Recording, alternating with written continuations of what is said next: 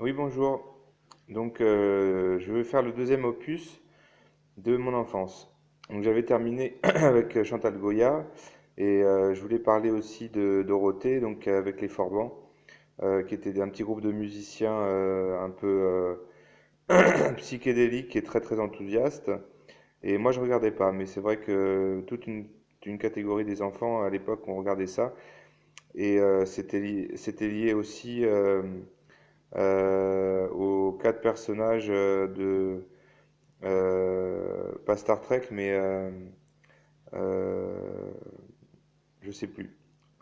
Force rouge, force jaune, force verte, force bleue. Euh, c'était pas des ninjas, c'était euh, des sortes de ninjas, voilà. Une série animée. Ensuite, au niveau du rock and roll à l'époque, donc dans les années 80, en fait, c'est la naissance du hard rock. Donc tous ceux qu'on connaît, que j'ai découvert plus tard vers 15-20 ans. Guns N' Roses, Pink Floyd, les Doors, les Cure, euh, les Sex Pistols. Et puis quand mon père était un peu plus jeune, Popcorn, les Beatles, les Bee Gees, euh, Simon and Garfunkel. Ça c'est du rock, on peut dire harmonique. Voilà. Et donc, par rapport à ce que je pouvais voir encore une dernière fois à la télé, on avait les émissions qui existent encore, qui sont donc Fort Boyard. Et puis, moi, je regardais aussi les Intervilles et je sais plus comment on appelait ça pour les pays, Intervilles, où il y a tout un jeu de gags avec les taureaux et aussi des séquences d'obstacles à franchir le plus vite possible pour remplir des gourdes ou pour euh, collecter des personnages qui donnent des points, quoi. Voilà. Et donc, par rapport à ça, j'ai beaucoup apprécié aussi les Disney. Alors moi, à mon époque, c'était le tout début, hein, parce que Blanche-Neige, oui, Cendrillon, Blanche-Neige et les Sept Nains, c'est les premiers films d'animation. Et puis on suivi le livre de la jungle avec Mowgli, cette fameuse chanson Il en faut vraiment peu, très peu pour être heureux. Et puis j'ai découvert aussi ce dont j'ai pas parlé tout à l'heure dans les films. Euh, il y avait euh, Albator, donc Ulysse 31, Capitaine Flamme et Star Trek aussi, donc tous ces films autour de l'espace, ce qu'on appelait l'espace à l'époque, c'était le monde de l'astronomie, quoi, le monde de l'astrophysique.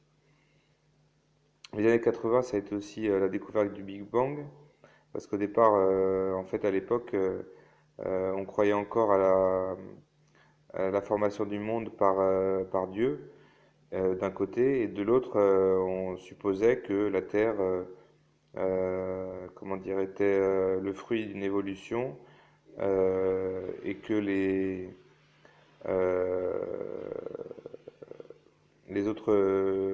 les galaxies étaient très très loin et peut-être habitées. Voilà.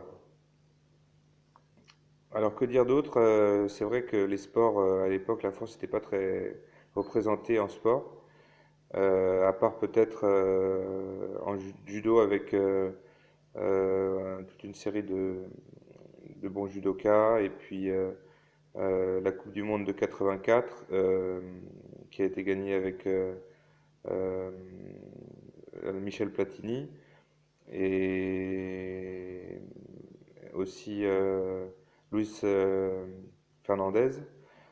Et puis également, on était parmi les premiers à réaliser les nouvelles traversées transatlantiques, la Transat Jacques Vabre, avec des très grands navigateurs comme Loïc Perron, qui est arrivé un peu plus tard, mais bon, Tabarly, et puis Kersozon, qui sont des hommes extraordinaires qui ont fait rêver toute la France. Et puis voilà, dans le cinéma, c'était les premiers pas de Sophie Marceau, de, comment il s'appelle, euh, Fabrice Luchini, et puis les heures de gloire de Alain Delon et euh, de, euh, de Louis de Funès, qui est décédé en 79, je crois, ainsi que Richard, Pierre Richard, et puis bien sûr on en oublie tout un paquet. Et voilà, donc toute ma jeunesse, j'ai regardé La petite maison dans la prairie pour faire plaire à ma sœur avec la vilaine Nelly et la, je sais plus, Laura, voilà, la fille du, monsieur- du travailleur dans les euh, villages. Et puis, il y a toute une catégorie de films que j'ai plus appréciés, qui sont la série des... Moi, j'ai pas été élevé à la mode de Star Wars, et c'était plutôt... je l'ai remplacé, moi, par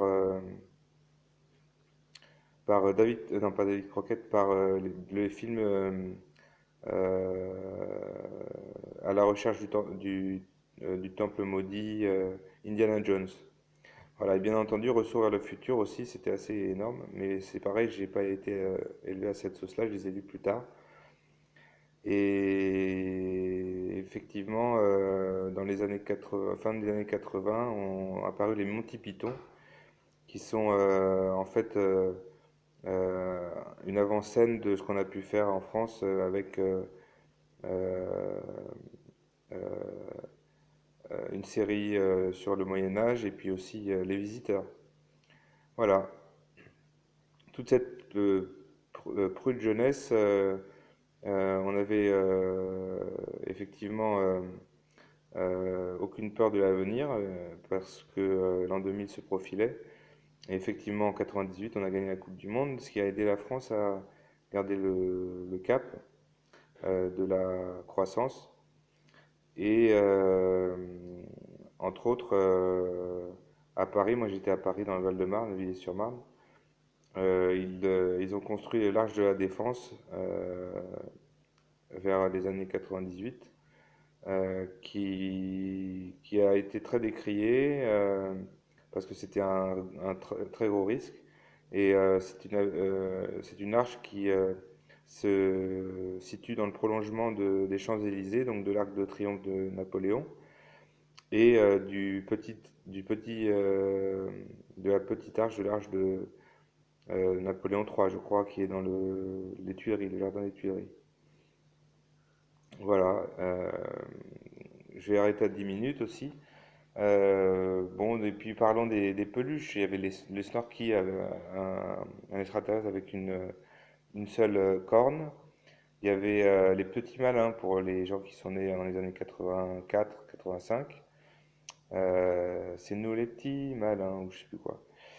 Et qui sont des petits oursons en miniature à mettre à la place des poupées dans des maisons d'enfants.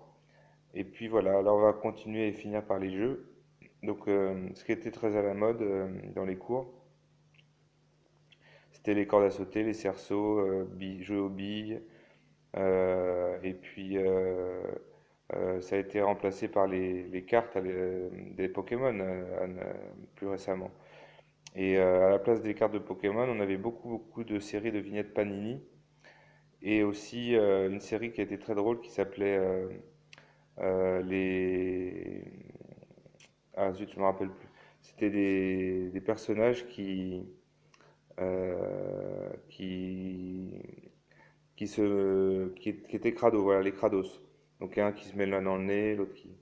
Voilà. Et puis aussi les panini, de 1990, de 1984 avec la victoire de la France à la Coupe d'Europe de football. Voilà. Et la victoire de Yannick Noah aussi en 1984. Non, en 1979.